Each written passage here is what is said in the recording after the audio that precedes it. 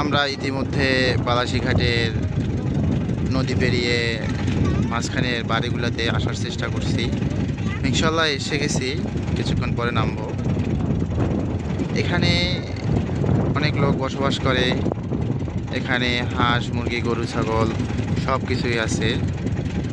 এখানে তারা বসবাস করে, কিন্তু দুঃখজনক এখানে বিদ্যুৎ বলতে এখানে নাই।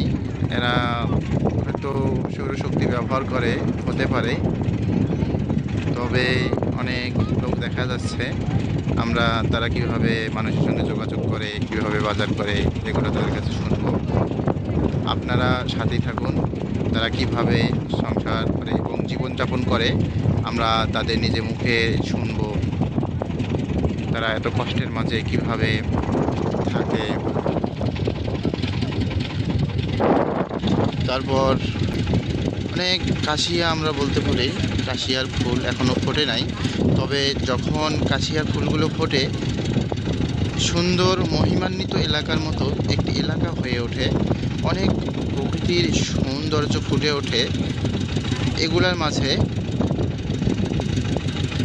কাশফুল যখন ফোটে তখন আসলেই দেখতে অপরূপ সুন্দর সৌন্দর্য ফুটে ওঠে, চমৎকার দেখতে।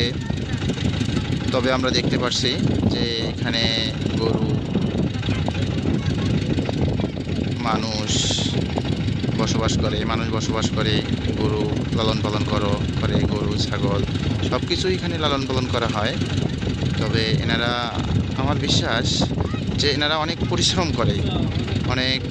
করে এনারা জীবনযাপন করে। এটা মেনে নিতে হবে, এনা অনেক পরিশ্রমী।